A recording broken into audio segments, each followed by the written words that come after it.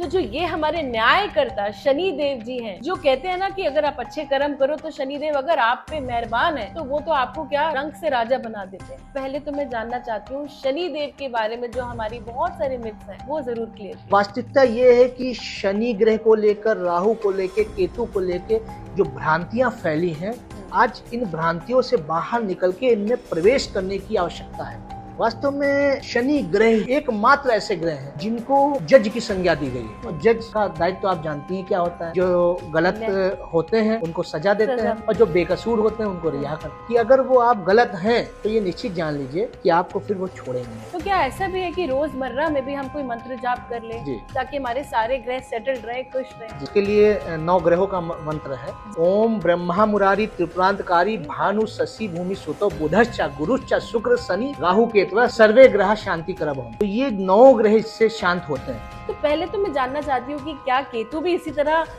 भय लेके आते हैं कि केतु बहुत अच्छे प्रभाव भी लाते हैं? केतु का स्वभाव, चूंकि केतु धड़ है, पे केतु आते हैं तो सबसे पहले आपको स्लो बना देते हैं, डिटैचमेंट आपके अंदर आ जाता है। जो भी व्यक्ति केतु से संबंधित समस्या झेल रहा है वो गणपति जी की पूजा करेगा तो आप ये निश्चित जान लीजिए केतु के जो बुरे प्रभाव हैं वो कम हो जाएंगे। आजकल तो हर दूसरा बंदा डिप्रेशन में है लिटरली, क्योंकि इतना स्ट्रेस है जीवन में। तो क्या ये प्रभाव केतु का ही है? क्या ये सब ग्रहों पे आता है? देखिए, जैसे आपने कहा कि सब ग्रहों पे ये प्रभाव आता है कि नहीं आता है, या हर व्यक्ति पे आता है नहीं आता है। जितनी डीप चीजें हैं, जो रहस्यमयी चीजें हैं, केतु से संबंधित जितने भी जातक हैं बड़े रहस्यमयी स्वभाव के होते हैं। कई लोग हैं, क्योंकि हम बात कर रहे हैं कि हम डॉग रखें, अब कई लोग हैं वो रख नहीं सकते और उनको ये उपाय करना है ताकि, तो क्या है कि उनको डॉग फीडिंग करनी हो या कुछ ऐसा, जैसे कई लोग कहते हैं कि चिड़िया को आप दाना दें, बाजरा दें, तो ये सब भी छोटे छोटे उपाय अगर कुछ आप बताएं। इसमें भी ये कॉन्सेप्ट आता है कि जो हमारे मतलब 5 जीव है, जैसे श्वान हो गया, गौ माता हो गई, आप